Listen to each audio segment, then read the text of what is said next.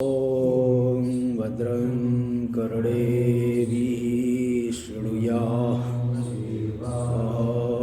भद्रं पश्येमाक्षभिर्यजत्राः स्थिरैरङ्गैस्तुष्टुवांशस्तनूभिर्यशेम देवहितं यदायुः स्वस्ति न इन्द्रो वृद्धश्रवाः स्वस्ति नः पूषा विश्ववेदाः स्वस्ति नस्तारक्षो अरिष्टनेमिः स्वस्ति नो बृहस्पतिर्दधातु ॐ शान्ति शान्ति शान्तिः। शङ्करं शङ्कराचार्यं केशवं बादरायणं सूत्रभाष्यकृतौ वन्दे भगवन्तौ पुनः पुनः। ईश्वरो गुरुरात्मेति मूर्तिभेदविभागिने व्योमवद्व्याप्तदेहाय दक्षिणामूर्तये नमः। ॐ शान्ति शान्ति शान्तिः। अथर्ववेदीय मांडुक्योपनिषद के चतुर्थ प्रकरण अलाद शांति प्रकरणम के 39वीं कारिका। असज्जागरिते दृष्ट्वा स्वप्ने पश्यति तन्मय। जागृत काल में असद मिथ्या पदार्थों को देख करके भी, रज्जु सर्प आदि को देख करके भी तन्मय हो करके, उसके संस्कार से संस्कृत हो करके स्वप्न में देखता है। सभी देखता है ऐसा नहीं, प्राय करके बहुत चीज़ों को देख लेता है। लेकिन असत स्वप्ने भी दृष्ट्वा च प्रतिबुद्धो न पश्यति।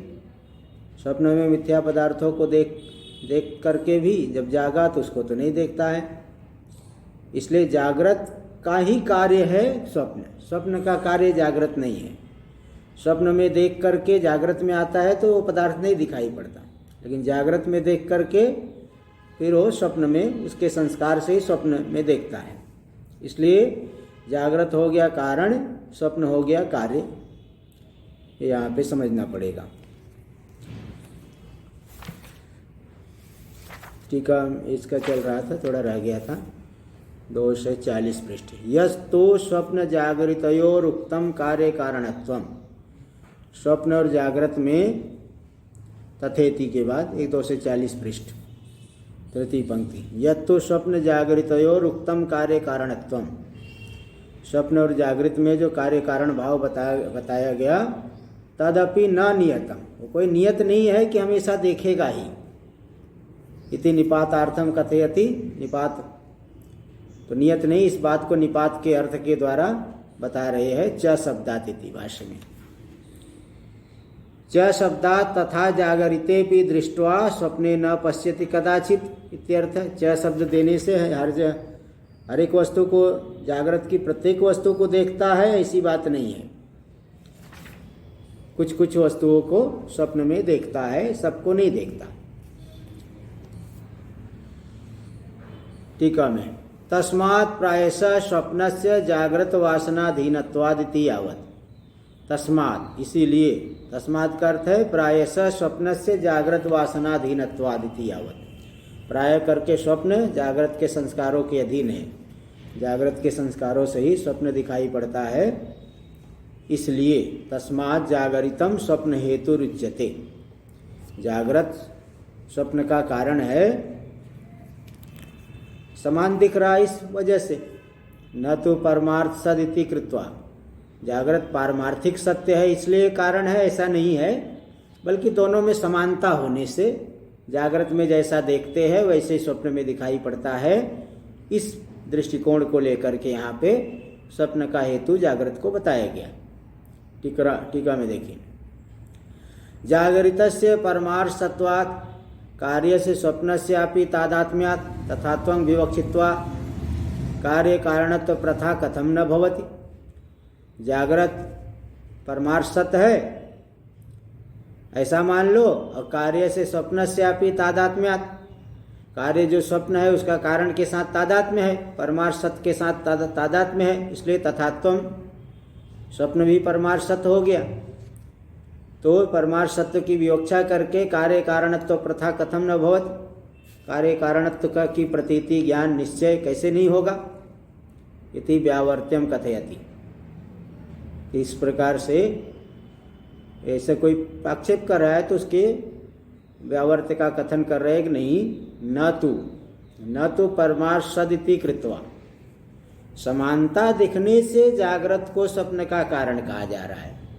परमार्थ सत्य होने से कारण है ऐसी बात नहीं है, मिथ्या तो दोनों ही है। केवल समानता दिखने से जागृत को कारण कह दिया गया, स्वप्न को कार्य कह दिया गया। ये जो है 39वीं पूरी हुई। व्यवहार दृष्टिया कार्य कारणत्वम स्वप्न जागृतयोर उक्तम। व्यावहारिक दृष्टि को लेकर के कुछ समानता दिखने से स्वप्न और जागृत में कार्य कारण भाव कह दिया गया। तत्व दृष्टिया तो अप्रसिद्धमेव क्वचित अभी कार्य कारणत्वम, लेकिन तात्विक दृष्टि से देखा जाए तो कार्य कारण भाव कहीं पे भी प्रसिद्ध नहीं है, कहीं पे सिद्ध होगा ही नहीं। इति वदन, ऐसा बताते हुए यहाँ पे अवस्तुनो अज्ञानात् अवस्तुएव कार्यं भवति इति मतं व्यावर्तयति। अवस्तुनो अज्ञानात् अवस्तुएव कार्यं भवति। अच्छा, अवस्तुनो अज्ञानात्, यहाँ पे टिप्पणी दिए है अज्ञानात्, यानी 5 नंबर टिप्पणी है। अज्ञानात् इति अवस्तु भूतात् ज्ञानाभावात्।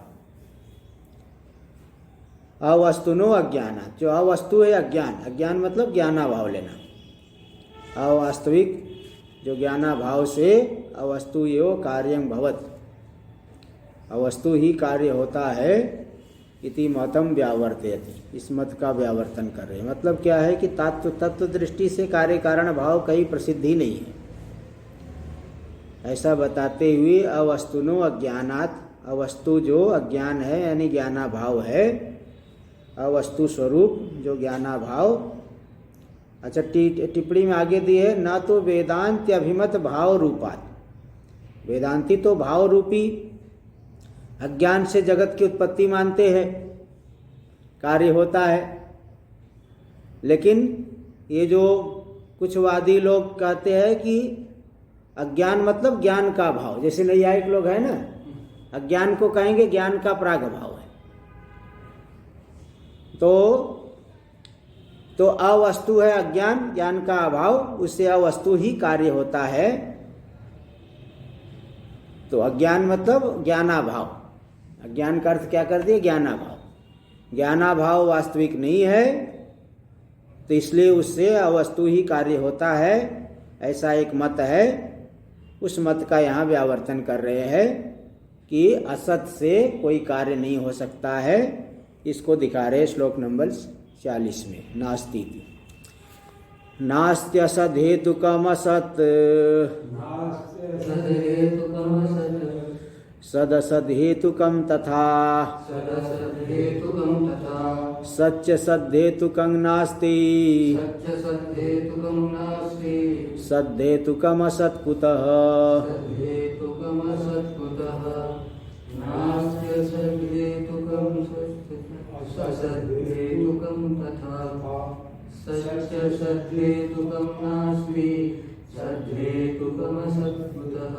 चार विकल्प हो सकते, असत से असत की उत्पत्ति अथवा असत से सत की उत्पत्ति, और सत से असत की उत्पत्ति अथवा सत से सत की उत्पत्ति। चार, असत से सत अथवा असत की उत्पत्ति और सत से सत अथवा असत की उत्पत्ति, ये चार ही हो सकते हैं। तो बोल रहे नास्ति असद हेतुकम, असत, असत से असत की उत्पत्ति नहीं हो सकती है। असद हेतुकम, असद हेतुर यस्य असतो तद असद असद हेतुकम, असद हेतु का सत पदार्थ नहीं हो सकता है। सस विषाण से वंध्यापुत्र की उत्पत्ति अथवा वंध्यापुत्र से सस विषाण की उत्पत्ति कहीं देखी गई है? नहीं देखी गई। असत से असत की उत्पत्ति नहीं हो सकती है। सद असद हेतुकम तथा, फिर बोले अच्छा असत से सत की उत्पत्ति हो जाए, बोले ऐसा भी नहीं कर सकते। असत बंध्या पुत्र कहीं घट बनाया है क्या? असद बंध्या पुत्र से सद वस्तु की भी उत्पत्ति नहीं हो सकती है। फिर अच्छा सत से सत की उत्पत्ति हो जाए, बोले नहीं, सच सद हेतुकम नास्ति, सद हेतुक सत भी नहीं हो सकता, सत से सत भी नहीं उत्पन्न होता। घट से घट उत्पन्न होता है क्या? सत से सत, सोने सुवर्ण से सुवर्ण उत्पन्न होता है क्या? सद हेतुक सत भी नहीं होता। तो फिर सद हेतुकम असत कुतः, सत से असत कहाँ से उत्पन्न होगा?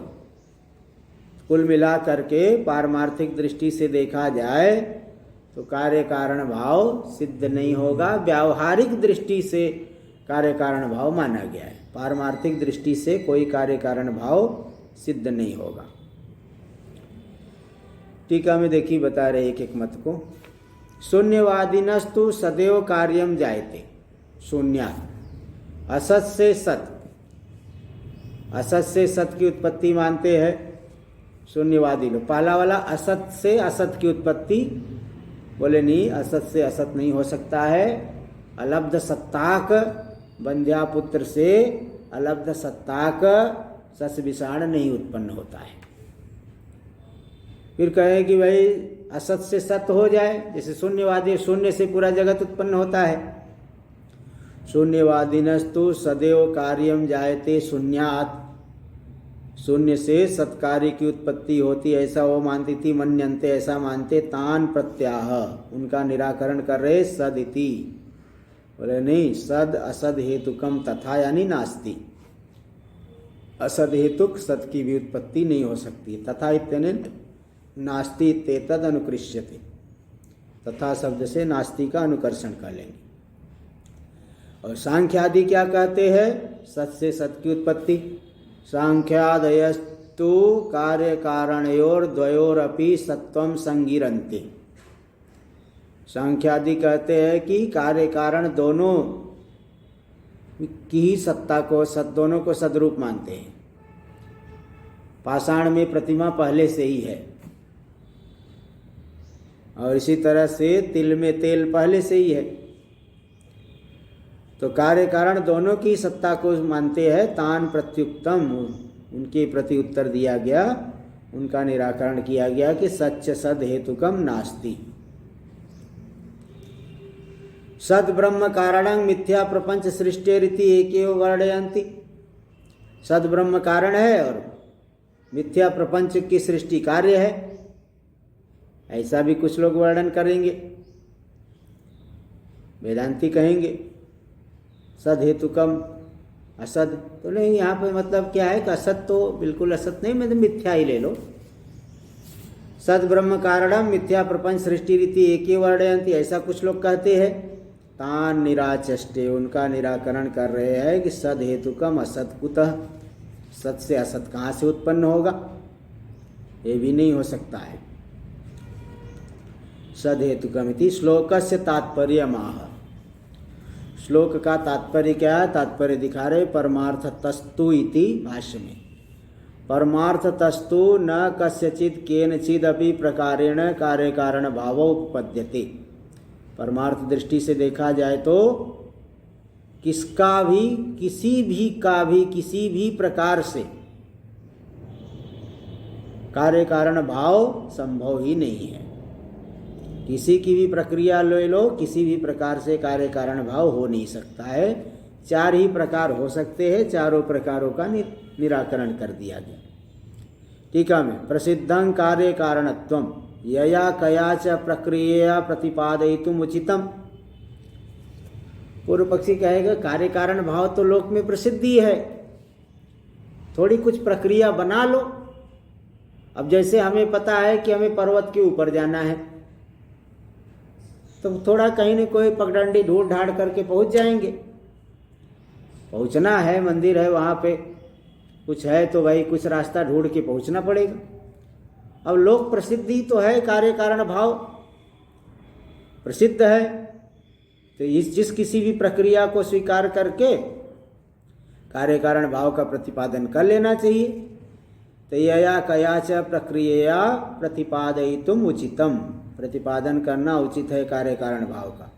अन्यथा प्रसिद्धि प्रकोपाद, नहीं तो प्रसिद्धि का प्रकोप हो जाएगा, प्रसिद्धि से विरोध होगा। इति आक्षिपत, इस प्रकार से आक्षेप करे। कथम, कैसे, क्यों नहीं होगा कार्य कारण भाव किसी भी प्रकार से? तो विकल्प करके बोल रहे हैं। नास्ति, टीका में, अनिर्वाच्यं मायामयम कार्य कारणत्वं प्रतीति मात्र सिद्धम। सिद्धांति बता रहे, देखिए कार्य कारण भाव जो है अनिर्वचनीय है, मायामय है, माइक है, जादूगर के द्वारा की गई सृष्टि के समान। इसलिए प्रतीति मात्र सिद्धम, प्रतीति मात्र से सिद्ध है। अयौक्तिकम, किंतु युक्ति से विचार करोगे तो हो ही नहीं सकता है।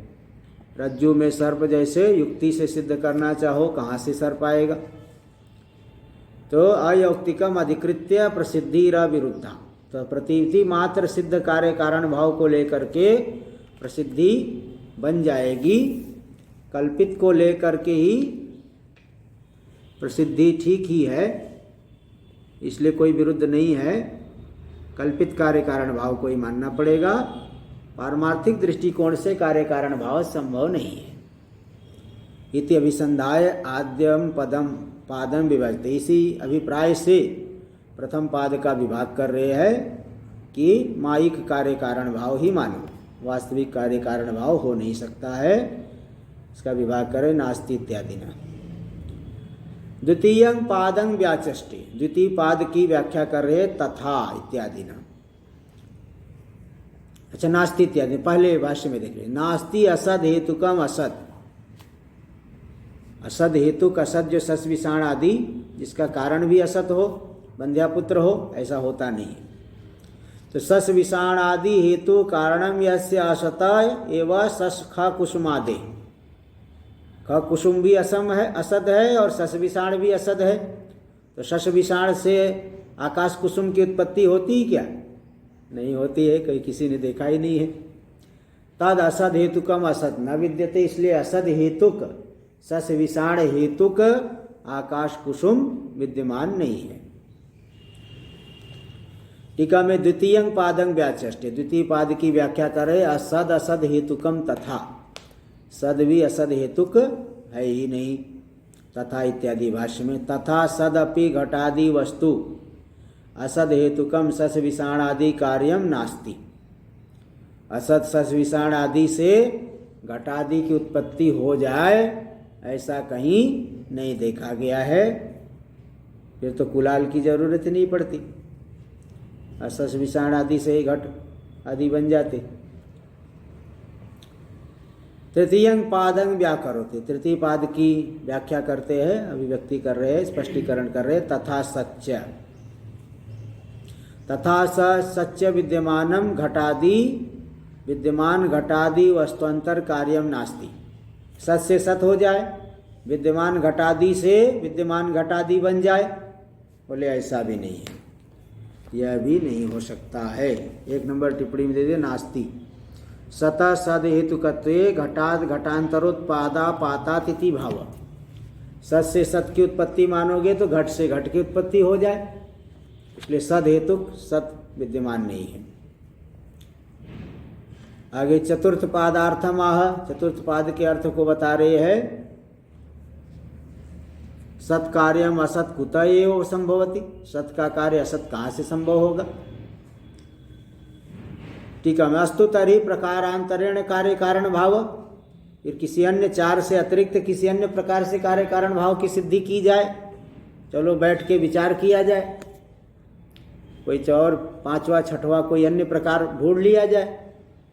तो इत्याशंक्य योग्यानुपलब्धि विरुद्धत्वात् एवं, योग्यानुपलब्धि है ना, योग्यानुपलब्धि क्या है? योग्या चासो अनुपलब्धि, हाँ, तो योग्यानुपलब्धि, उपलब्धि अनुपलब्धि में योग्यता क्या है? प्रतियोगी सत्व प्रसंजन प्रसंजित प्रतियोगिकत्व, प्रतियोगी सत्व के आरोप से आरोपित है प्रतियोगी जिसका, यदि स्यात् तर्हि उपलभ्येत, यदि घट अत्र स्यात् तर्हि उपलभ्येत, ये आरोप तो कर सकते हैं। यदि पिशाचः स्यात् तर्हि उपलभ्येत, ऐसा आरोप ने ऐसी आपत्ति नहीं कर सकती, क्योंकि पिशाच के होने पर भी हमें नहीं दिखेगा। पिशाच रहे, भूत पिशाच रहेगा, हमें दिखेगा क्या? हाँ, घट रहेगा तो जरूर दिखेगा। तो ये जो आपादन करेंगे, यदि घट स्यात् तर्हि उपलभ्येत, नोपलभ्यते अतो नास्ति, इसको बोलते हैं योग्यानुपलब्धि। और यदि पिशाच स्यात् तर्हि उपलभ्येत, ऐसा आरोप नहीं कर सकते, क्योंकि पिशाच के रहने पर भी उपलब्ध नहीं होगा, दिखेगा नहीं। पिशाच, भूत पिशाच सब होते हैं, देवता भी घूमते रहते हैं, हमें दिखते हैं क्या? हमारे आंखों में ऐसी क्षमता नहीं कि हम देवताओं को देख ले अथवा भूत पिशाच को देख ले। हाँ, वो चाहे तो हमें हमारे सामने प्रकट हो सकते हैं। इसलिए यदि पिशाच स्यात् तर्हि उपलभ्येत, ऐसा आपादन नहीं किया जा सकता। ये जो अनुपलब्धि है अयोग्य अनुपलब्धि है, क्योंकि रहने पर भी नहीं दिखेगा। और घटपट की जो अनुपलब्धि है योग्यानुपलब्धि, यदि घट स्यात् तर्हि उपलभ्येत, यही है योग्य। अनुपलब्धि में योग्यता क्या है? प्रतियोगी सत्व प्रसंजन प्रसंजित प्रतियोगिकत्वम, वेदांत परिभाषा में भी दे दिए हैं। प्रतियोगी सत्व, यदि घट स्यात्, यदि घट की सत्ता के आरोप, प्रतियोगी सत्व प्रसंजन, यदि घट स्यात्, है ना, तो घट के प्रतियोगी सत्य यदि घट स्यात् आरोप कर रहे हैं ना, घट है नहीं, हम क्या आरोप करें? यदि घट स्यात्, तो प्रतियोगी सत्व प्रसंजन यानी आरोप से आरोपित है कौन? तर्हि उपलभ्येत, उपलब्धि। वह उपलब्धि जिसका प्रतियोगी है, किसका प्रतियोगी? अनुपलब्धि का। तो प्रतियोगी सत्व प्रसंजन प्रसंजित प्रतियोगी का कौन हुई? अनुपलब्धि। यदि स्यात् तर्हि उपलभ्येत, प्रतियोगी सत्व के आरोप करके, घट के सत्व का आरोप करके यदि घट होता तो दिखता, उपलब्धि का आरोप हो रहा है। तो प्रतियोगी सत्व के प्रसंजन से प्रसंजित है कौन? उपलब्धि। वह उपलब्धि है प्रतियोगी जिस अनुपलब्धि का, वैसी अनुपलब्धि को योग्य अनुपलब्धि कहा जाएगा। यदि घट स्यात् तर्हि उपलभ्येत। और जहां पे यदि पिशाच स्यात् तर्हि उपलभ्येत, ये आरोप नहीं कर सकते हैं, क्योंकि पिशाच के रहने पर भी नहीं दिखेगा, उसको अयोग्यानुपलब्धि कहा जाता है। तो योग्यानुपलब्धि बोले ऐसा तो कोई अन्य कोई कार्य कारण भाव होता तो मालूम पड़ता, लेकिन ऐसा तो अन्य कोई कार्य कारण भाव तो मालूम नहीं पड़ रहा है। इसलिए यही बता रहे, अस्तु तर्हि प्रकारांतरेण कार्य कारण भाव, अन्य प्रकार से कार्य कारण भाव ले लिया जाए। इत्याशंक्य योग्यानुपलब्धि विरुद्धत्वात्, बोले नहीं, योग्यानुपलब्धि रूपी प्रमाण से विरुद्ध हो रहा है। यदि अन्य कश्चित प्रकार स्यात् तर्हि उपलभ्येत, नोपलभ्यते अतः अन्यो प्रकारो नास्ति। यदि घट होता तो दिखता, दिख नहीं रहा है इसलिए घट नहीं है ना। ये अनुपलब्धि प्रमाण से वेदांती कहता है अभाव का ज्ञान होता है। ऐसे कार्य कारण भाव में अन्य कोई प्रकार होता तो मालूम पड़ता, अन्य कोई प्रकार मालूम नहीं पड़ रहा है, इसलिए अन्य कोई प्रकार नहीं है।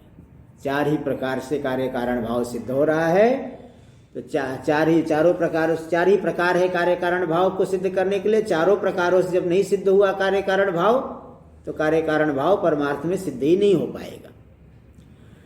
तो इत्याशंक योग्यानुपलब्धि विरुद्धत्वात् मैवम, योग्यानुपलब्धि से विरुद्ध होने से अन्य प्रकार से कार्य कारण भाव सिद्ध नहीं हो पाएगी। इसलिए मैवम, ऐसा मत कहो कि अन्य प्रकार से कार्य कारण भाव सिद्ध हो जाएगी। इत्याह नच, भाष्य में न च अन्य कार्य कारण भाव संभवती शक्यो वा कल्पयितुम।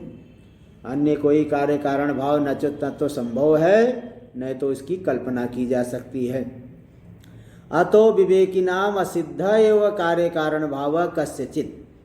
इसलिए विवेकियों के लिए ये कार्य कारण भाव असिद्ध है। किसी का भी जो कोई भी कार्य कारण भाव, कस्यचित विवेकियों के मध्य में कोई भी कार्य कारण भाव सिद्ध नहीं होगा। तो देखो 2 नंबर टिप्पणी में दे दिए, केनापि प्रकारेण कार्य कारण भाव से निरूपयितुम अशक्यत्वात्। किसी भी प्रकार से कार्य कारण भाव का निरूपण नहीं किया जा सकता है, इसलिए विवेकियों के लिए असिद्ध ही कार्य कारण भाव है। कस्यचित, किसी का भी कोई भी कार्य कारण भाव विवेकियों के लिए असिद्ध है, इति अभिप्राय। इसलिए कार्य कारण भाव व्यावहारिक दृष्टि प्रतीति को लेकर के मान लिया जाता है। अनिर्वचनीय कार्य कारण भाव, वास्तव में कार्य कारण भाव संभव नहीं है। स्वप्न जागरितयोर वस्तुतो नास्ति कार्य कारणत्वम्। स्वप्न और जागृत में वास्तव में कार्य कारण भाव नहीं है। इत्यत्रैव हेत्वंतरम। इस विषय में ही एक अन्य हेतु को भी दिखा रहे हैं। 8 नंबर टिप्पणी में दे दी, आविद्यकत्व रूपी हेतु। आविद्यकत्व रूपी अन्य हेतु है। आविद्यक होने से वास्तव में कार्य कारण भाव नहीं है। स्वप्न भी अविद्या का कार्य है, जागृत भी अविद्या का कार्य है। आविद्यकत्व दोनों में रहने से वास्तव में कार्य कारण भाव नहीं है। इसी अन्य हेतु को दिखा रहे विपर्यासाद कारिकी कारिका नंबर 41। विपर्यासाद यथा जाग्रद अचिन्त्यान् भूतवत् स्पृशेत् तथा स्वप्ने विपर्यासाद धर्मांस्तत्रैव पश्यति।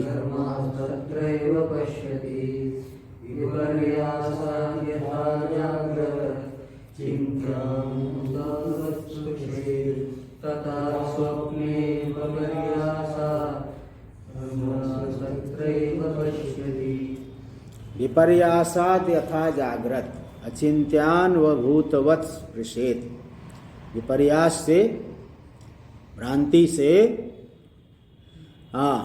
जैसे जागृति अचिंत्यान थी, जागृत अचिंत्यान। जागृत काल में विपर्यास से, भ्रांति से ही अचिंत्यान, अचिंत्य अनिर्वचनीय पदार्थों को ही, मिथ्या पदार्थों को ही भूतवत यानी सत्य के समान, यथार्थ के समान स्पर्श करता है, देखता है। जागृत में सकल पदार्थ मिथ्या है विचार दृष्टि से देखा जाए, लेकिन भ्रांति से सबको सत्य मान करके ग्रहण करता है। तथा स्वप्ने विपर्यासात, इसी तरह से स्वप्न में भी भ्रांति से ही धर्म यानी पदार्थ वहां तत्र उसी स्वप्न में ही इन पदार्थों को देखता है, हस्ती, अश्व, शत्रु, मित्र आदि। तो भ्रांति से ही, अविवेक से ही वहां पे विपरीत पदार्थों को देखते हैं। तो विपर्यास के कारण ही दिखाई पड़ते हैं वास्तव में पारमार्थिक पदार्थ, न तो स्वप्न में है न जागृत में। वास्तविक कार्य कारण भाव कोई नहीं सिद्ध कर पाएगा। टीका में श्लोकस्य तात्पर्यमाह, श्लोक के तात्पर्य को दिखा रहे। पुनरपि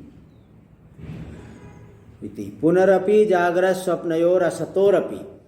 जागृत और स्वप्न दोनों ही असत है, तो भी कार्य कारण भावाशंकाम अपनयन नाह। कार्य कारण भाव की आशंका को दूर करते हुए उत्तर दे रहे हैं। टीका में अक्षरार्थम कथयति, एक एक अक्षर के अर्थ का कथन करे। विपर्यासाद इत्यादि न।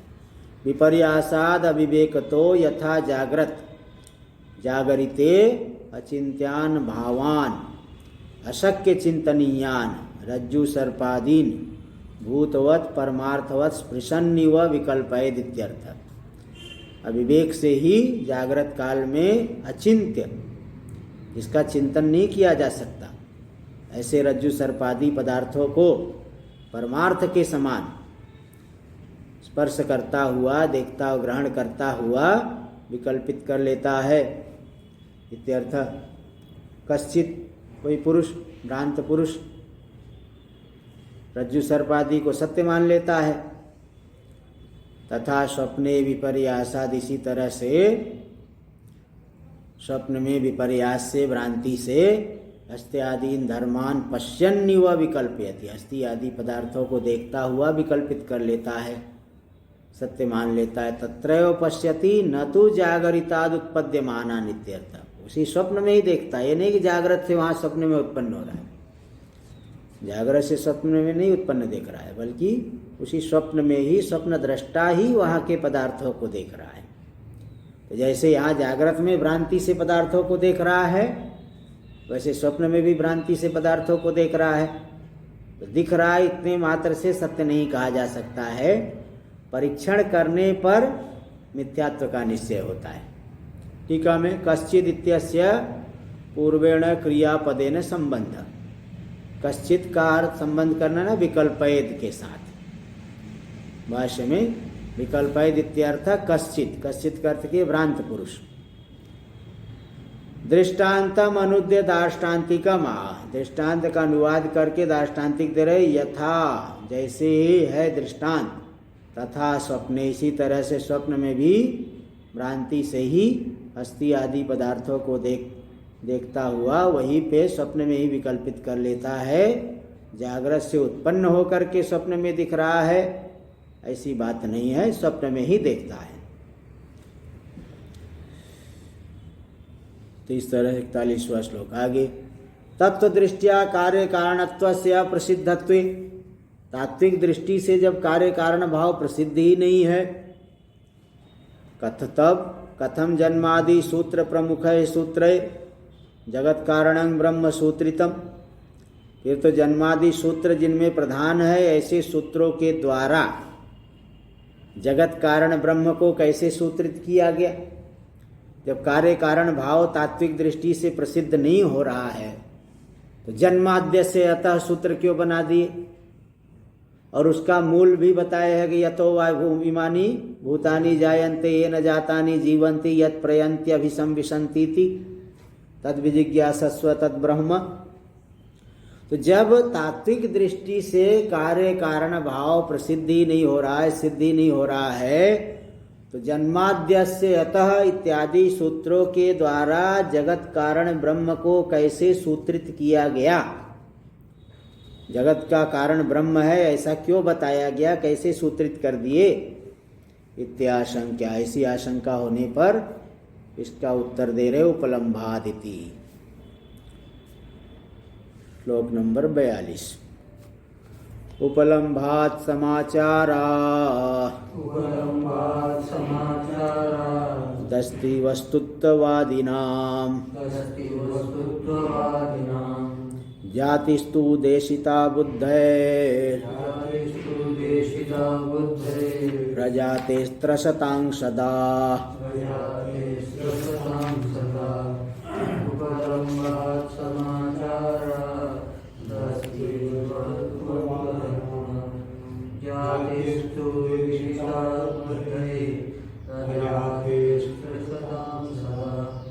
उपलम्भात, पहला कारण तो यह है कि उपलब्धि होती है, पदार्थ उपलब्ध हो रहे हैं, नाना प्रकार के पदार्थ है, विचित्रता से युक्त है।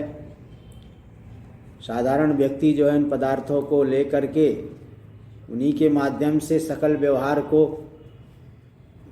कर रहा है। भूख लगेगी भोजन चाहिए, प्यास लगेगी पानी चाहिए, तो पदार्थों की उपलब्धि हो रही है।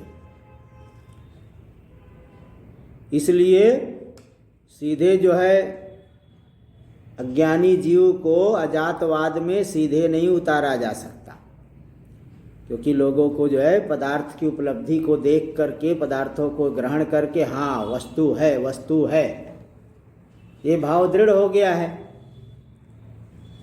इसीलिए अब अद्वैत में उनकी बुद्धि को उतारना है तो सीधे ब्रह्म नहीं, कुछ नहीं कुछ नहीं कुछ नहीं, शून्य है, कुछ है ही नहीं, कुछ है ही नहीं बोलने से अद्वैत को नहीं समझ पाएंगे। इसलिए उनको भागवत सुनाते हैं। आजकल भागवत आयोजन करो, थोड़ा नाचेंगे गाएंगे और थोड़ा ये महिमा बताओ, तो धीरे धीरे वो परमात्मा के स्वरूप को समझेंगे और जगत कहाँ से आया फिर ये उन्हें मालूम पड़ेगा धीरे धीरे। तो सीधे जो है कुछ नहीं कुछ नहीं कुछ नहीं कुछ नहीं बोलने से लोग समझ में नहीं आएंगे। उन्हें बोले पागल हो गया है क्या ये आदमी, उपदेष्टा को ही पागल घोषित कर देंगे। इसलिए विद्वानों ने शैली अपना ली, अध्यारोपापवादाभ्याम निष्प्रपंचं प्रपंचते। अध्यारोप और अपवाद के द्वारा निष्प्रपंच ब्रह्म का विस्तार से निरूपण किया जाता है। तो पहली बात तो लोगों को पदार्थों की उपलब्धि हो रही है और सत्य मान रहे, वस्तु है ऐसा कहते हैं, तो उनकी बुद्धि में अद्वैत को उतारना है। इसलिए विद्वानों ने सृष्टि आदि को बताया है। शास्त्र में भी सृष्टि की प्रक्रिया बताई गई। ब्रह्म सूत्रकार ने स्वयं जन्माद्यस्य यतः सूत्र बना दिया है।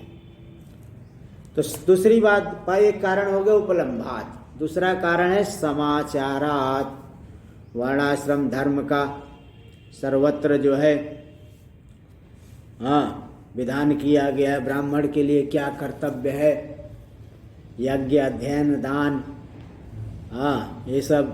क्षत्रिय के लिए क्या कर्तव्य है, वैश्य के लिए क्या कर्तव्य है, शूद्र के लिए क्या कर्तव्य है। वर्णाश्रम व्यवस्था, वर्णाश्रम धर्मों का सम्यक रूप से आचरण करते हैं लोग, तो सीधे उनको कि मिथ्या है मिथ्या है। इसलिए कई ब्राह्मण लोग तो सन्यास को भी नहीं मानते। बोले सन्यास कहाँ से होगा, जब वेद भगवान कह रहे तुम संध्या वंदन करो, अग्निहोत्र करो, तो सन्यास कहाँ से होगा। तो उनकी मतलब अपनी वर्णाश्रम धर्म में बड़ी निष्ठा है। सीधे जो है कह दो कि नहीं है, ऐसा नहीं हो सकता है। तो अस्ति वस्तुत्ववादिनाम, दो कारणों से लोग मान रहे। पहली बात तो उपलम्ब पदार्थों की उपलब्धि हो रही है। दूसरी बात है कि वर्णाश्रम धर्म का पालन कर रहे हैं। गीता में भी स्वधर्मे निधनम श्रेयः पर धर्मो भयावह, अपने धर्म में तो मरना ही भी श्रेष्ठ है, पर धर्म पालन करना तो अत्यंत भय देने वाला है। तो जो निष्ठा से अपने वर्णाश्रम धर्म आदि का पालन कर रहे हैं, तो इसलिए वो पदार्थ है ऐसा उनकी बुद्धि में बैठ गया है। तो अजातवाद से वे बहुत डरते हैं। इन कारणों से, कई कारणों से पदार्थों की सत्ता को उन्होंने निश्चय कर लिया है।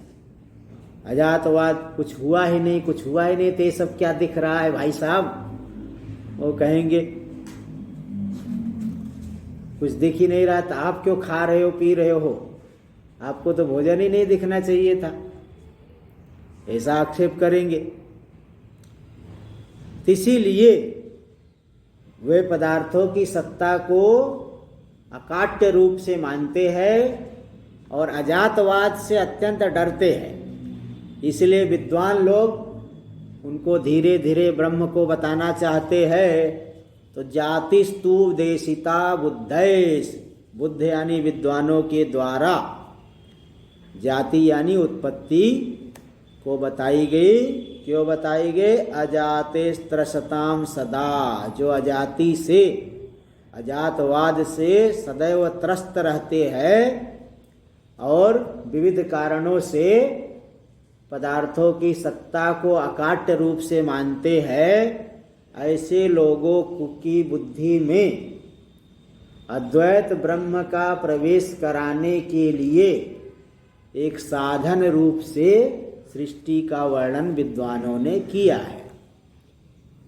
सृष्टि का वर्णन कर देने से सृष्टि सत्य सिद्ध नहीं हो जाएगी। सृष्टि और स्थिति प्रलय इनके माध्यम से अद्वितीय ब्रह्म का ही निरूपण करना चाहते हैं विद्वान लोग। शास्त्र है, विद्वान है, ऋषि लोग है, ते सभी अध्यारोपापवाद न्याय का आलंबन लेकर के द्वैत को सत्य मानने वालों को अद्वैत में प्रवेश कराना चाहते हैं। इसीलिए सृष्टि का वर्णन विविध ग्रंथों में किया गया है। इसलिए ऐसा नहीं कह सकते कि जन्मादि सूत्रों में भगवान वेद व्यास जी ने जगत कारण ब्रह्म को सूत्रित कर दिया है, ब्रह्म जगत का कारण ऐसा बता दिया है, तो कार्य कारण भाव तो सत्य ही मान लो। अरे भाई, सत्य मानने के लिए थोड़ी कहा जा रहा है, वो तो अद्वैत ब्रह्म को उतारने के लिए बुद्धि में उतर जाए हमारे, इसके लिए एक साधन रूप से उन्होंने कह दिया। साधन को साधन के रूप में ही रखना चाहिए। जैसे उदाहरण है, कोई छोटा बच्चा था, कहीं जो है इधर उधर अंधेरे में चले जाए, बिल में अंगुली डाल दे, उसकी माँ समझ, अरे बेटा भूत है वहाँ अंधेरे मत जा, हुआ भूत है। इस तरह से उसको डराती थी। अब वो बड़ा हो गया तब भी डर रहा है, वहाँ मत जाना, हुआ है। तो उसको बताया कहाँ हुआ है, कि क्या हुआ है? अरे तुम जो है कहीं भी अंधेरे में चले जाते, छोटे बच्चे थे, बिल में अंगुली डाल रहे हो, अंधेरे में जा रहे हो, तो वहाँ से बचाने के लिए हुआ बताया गया है। और जीवन पर्यंत हुआ मान करके तुम वहाँ से भागते रहो, इसके लिए थोड़ी बताया गया है। काम है तो वहाँ जाओ। वो तो कल्पना करके बोल दिया गया कि हुआ है, मतलब तुम वहाँ मत जाओ, नहीं तो तुम्हारा अनर्थ होगा, कुछ अनिष्ट हो सकता है। तो ऐसे ही यहाँ पे विद्वान लोग, क्योंकि सबको ज्ञान के अधिकारी तो सभी लोगों को माना गया है। भाई जो है साधन चतुष्टय संपन्न वो ज्ञान का मुख्य अधिकारी है, लेकिन सबको उस तरफ ले जाना है। शास्त्र सभी का कल्याण चाहता है, साक्षात अथवा परंपरा। इसीलिए तो नीचे से शुरू कर रहा है ना, कर्म से लेकर के। तो इसलिए तो जो संसार को सत्य मानने वाले लोग हैं, उनमें भी अद्वैत तत्व येन केन प्रकारेण उतर जाए, इसके लिए अध्यारोपापवाद न्याय से सृष्टि का निरूपण हुआ है। सृष्टि को सत्य सिद्ध करने के लिए निरूपण नहीं हुआ है, अद्वैत को बताने के लिए। चलिए इसको हम लोग आगे कल करेंगे। ओम भद्रं कर्णेभिः शृणुयाम देवा, भद्रं पश्येमाक्षभिर्यजत्राः, हिरैरङ्गैस्तुष्टुवागुंशस्तनूभिर्यशेमदेवहितं यदायुः। स्वस्ति न इंद्रो वृद्धश्रवाः, स्वस्ति नः पूषा विश्ववेदाः, स्वस्ति नस्तारक्षो अरिष्टनेमिः, स्वस्ति नो बृहस्पतिर्दधातु। ओम शांति शांति शांति। शंकरं शंकराचार्यं केशवं बादरायणं सूत्रभाष्य कृतौ वंदे भगवन्तौ पुनः।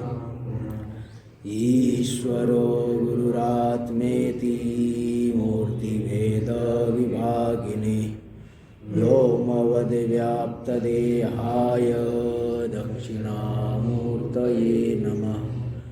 ओम शांति शांति शांति।